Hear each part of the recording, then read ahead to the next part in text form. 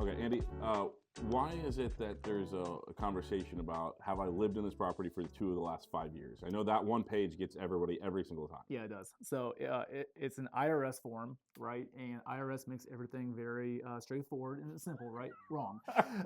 So the form that you're talking about, Dante, is there an exception to reporting the sale on the seller's behalf to the IRS about capital gains tax? Hmm. And it wasn't too long ago when every sale had to get reported to the IRS. They got so many filings, they made an exception, exemption rather, Hmm. to reporting the sale to the IRS. So these questions are, and of course the form we're talking about is full of double negatives.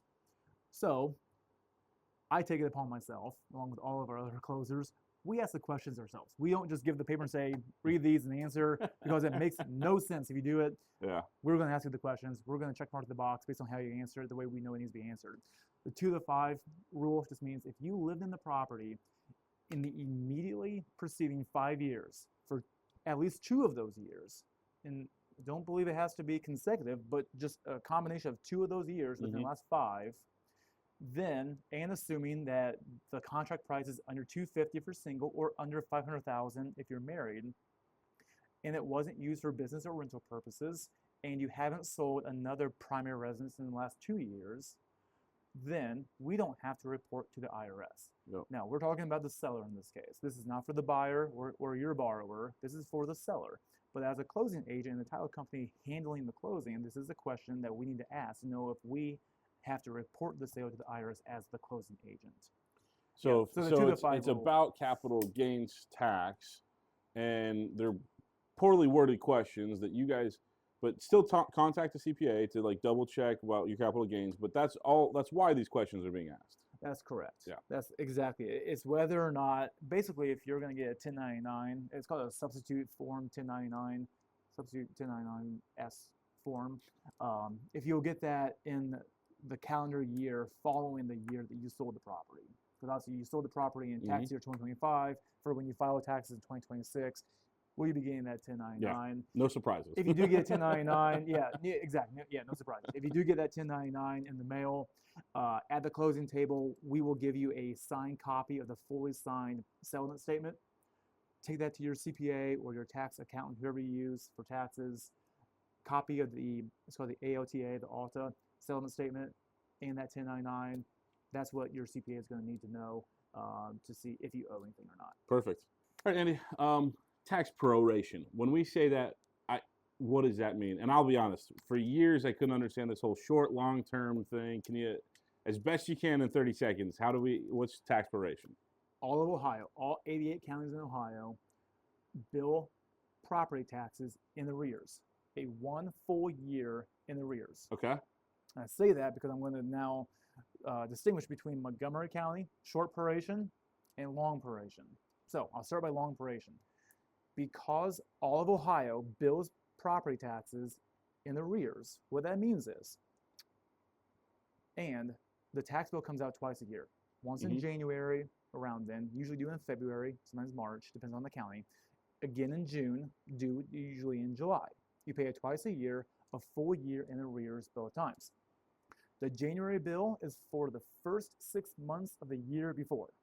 So tax bill comes out January of 2025.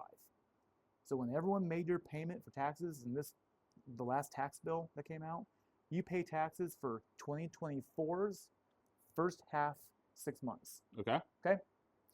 When you pay the bill that comes out in July of this year, everyone's going to be paying their taxes in about 2 months from now. That tax bill is for the taxes that accrue on the property from July 1 of 2024 last year through the end of 2024.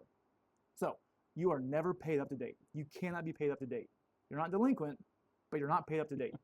So what this means is, when I buy a property right now, April 24th, the tax bill that comes due in July, upcoming, I'm the owner of the property come July. It's my obligation to pay that tax bill in July. Okay. But that tax bill in July is for the second half of the year before, when the seller owned the property. Yes. Okay. So the seller gives a credit at the closing to the buyer and says, here's the money that you need to pay the taxes that accrue when I own the property. Okay. And that's the tax proration. That's tax proration. Okay. That's tax proration, right? Yeah. Now, depends on how many days do we prorate the credit being given by the seller to the buyer, though. And this is where short and long come into play. Short proration and long proration.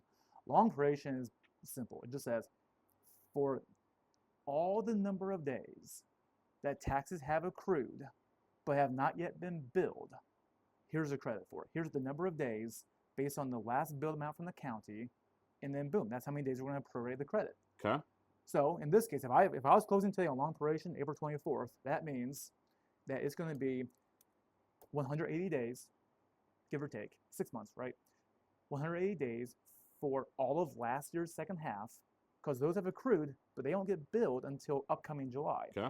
So they're billed, or they've accrued, they're a lien on the property, but they're not yet due. So as a seller under long proration, you get a credit for all those number of days, and from January 1 of 2025 through April, or up to When they day of closing, quote, yeah, okay. add those days on too. Okay. Because next January, you're going to get a tax bill for that time and the portion that I own the property. Okay. Long proration is the total number of days that taxes have accrued when the seller owned the property. Here's a credit. So long proration's simple. If it all was like that, it would be easy, right? It'd be easy. Short proration is where we get complicated now. And short proration historically came from Montgomery County. Rumor is it came from the flood of 1913.